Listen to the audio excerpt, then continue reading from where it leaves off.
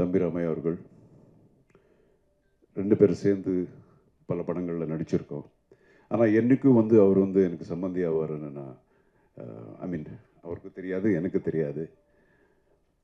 But it was a very very pleasant surprise for me. It's a fantastic family. ரொம்ப ஒரு பண்பாடு உள்ள ஒரு ஃபேமிலி. என்ன பேசினாலும் அதில் ரொம்ப அதில் ஒரு வெயிட் இருக்கும். அந்த மாதிரி அவங்களுடைய மனைவியார் கூட சாந்தியம்மா அவ்வளோ ஸ்வீட் ஃபேமிலி. ஸோ இப்படிப்பட்ட ஃபேமிலிக்கு என்னுடைய பொண்ணு ஒரு மருமகளாக போகிறதுங்கிறது எனக்கே ரொம்ப பெருமையாக இருக்குது. So thank you sir. And then நம்ம மாப்பிள்ளை இவருடைய சந்திப்பு எனக்கு எப்படின்னா, நான் ஒரு சர்வைவர் அப்படிங்கிற ஒரு ஷோ ஹோஸ்ட் பண்ணேன் சவுத் ஆஃப்ரிக்காவில். அங்கே நிறைய கண்டஸ்டன்ட்ஸ், அதில் அவர் ஒரு கண்டஸ்டண்ட்டு. என்னமோ தெரியாது, இது ஒரு ironic.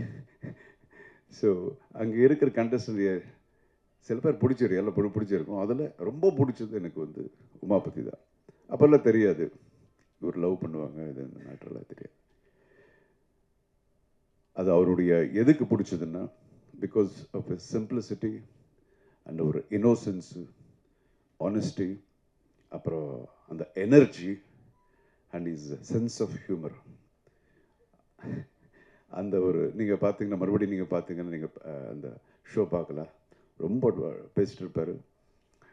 And more then that, இப்போ ரீசெண்டாக எனக்கு தெரிஞ்சது அவருடைய என்ன சொல்லுவாங்க, இஸ் வெரி வெரி டேலண்டட் பாய். ஒரு மிகப்பெரிய ஒரு ஆக்ஷன் ஹீரோ ஆகக்கூடிய எல்லா தகுதிகளையும் இருக்கக்கூடிய ஒரு actor. And is basically is directing a film now. But ரொம்ப கூடிய சீக்கிரத்தில் நீங்கள் பார்க்க போகிறீங்க, ஒரு பெரிய ஆக்ஷன் ஹீரோவை பார்க்க போகிறீங்க நீங்கள். அதுக்குண்டான எல்லா தகுதிகளும் இருக்குது. You can do acrobatics, dance, extraordinary dancer, இதெல்லாம். இது என்னுடைய மருமகன் அப்படிங்கிற இதெல்லாம் நான் சொல்லலை, அது நான் தான் இப்போவே பார்க்குறேன். So I welcome him as my son-in-law to my family. And again, I should talk about my daughter. நான் எப்பவும் I'm very very proud of my daughter. என்னுடைய முதல் குழந்தை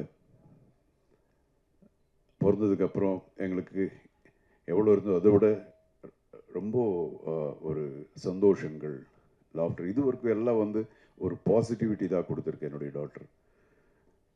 அண்ட் ஒரு நாள் சொன்னான், என்னுடைய செகண்ட் டாட்டர் சொன்னான், ஐஷு என்னமோ பேசணும்ப்பா. என்ன பேசணும்? இல்லை தெரியாது, உங்ககிட்ட தனியாக தான் பேசணுமா? நம்ம தான் கதையெல்லாம் எழுதுகிறோம், ஸ்க்ரீன் பிளே எல்லாம் தெரியுது இல்லையா?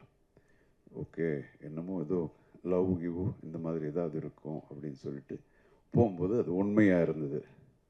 ஆமாப்பா, இந்த மாதிரி. ஆஹா, சரி, யார் அப்படிங்கிறது தான் ரொம்ப எனக்கு தெரியல. எனக்கு இது மட்டும் கெஸ் பண்ணல. அப்புறம் உமாபதியா எப்படி? நான் அங்கே பார்த்தது பிகாஸ் எனக்கு தெரியவே இல்லை. அண்ட் தென் தெரிஞ்சது உமாபதின்னு. ஓகே, சரி, சின்ன வயசுலேருந்து நம்ம ஒரு பையனுடைய தகப்பனா அவருக்கும் சரி, யாருக்காக இருந்தாலும் சரி, யார் என்னுடைய பொண்ணுக்கு மருமனாகுமா, எங்கே இருக்கிறான் அப்படிங்கிறதெல்லாம் நம்ம யோசனை எப்பவும் இருந்துக்கிட்டே இருக்கும். அதே மாதிரி அவருக்கும் இருக்கும். ஸோ உமாபதி அப்படிங்கிறது நான் கனவுல கூட நான் யோசிச்சது கிடையாது. But I like him basically. அப்போலேருந்து அப்படி சொன்னாங்க. இம்மிடியேட்டாக ஓகே. தென் ஐ தாட், என் ஒய்ஃப் அதுக்கப்புறம், என்னங்க என்ன நினைக்கிறீங்க நீங்கள் அப்படின்னாங்க. இல்லை, நினைக்கிறது என்ன இருக்குது, இது ஒவ்வொருத்தருடைய வாழ்க்கை, அவங்க ஆல்ரெடி டிசைட் பண்ணியிருக்காங்க. ஸோ நிச்சயமாக இது கரெக்டான ரூட்டில் போயிட்டுருக்கோம் அப்படின்னு நினச்சி தான் அவங்க அப்படி டிசைட் பண்ணியிருக்காங்க. சின்ன ஒரு விடலை பருவத்தில் இருக்கிற ஒரு ஜஸ்ட் 16 இயர்ஸ் 14 இயர்ஸ் ஏஜாக இருந்தால் நம்ம யோசிக்கலாம் அவங்களுடைய முடிவுகள் கரெக்டாக இருக்குமோ இல்லையோ அப்படிங்கிறது. பட் இந்த இதில் கரெக்டாக தான் இருக்கும்.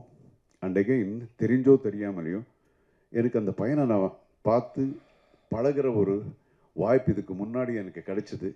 ஆல்மோஸ்ட் ஒரு 2 months எவ்ரி செகண்டை நான் பார்த்துட்டே இருந்தேன், ஒரு second day. So I am very happy. அப்புறம் ராமேஷ் சார் பற்றி கூட தெரியும், is a wonderful human being அப்படின்னு. அண்ட் தென் நம்ம ஆஞ்சநேயர் கோயிலில் மீட் பண்ணோம். மீட் பண்ணி நம்ம டிஸ்கஸ் பண்ணது இவ்வளோதான், எப்போ கல்யாணத்தை வச்சுக்கலாம் அப்படிங்கிறதா.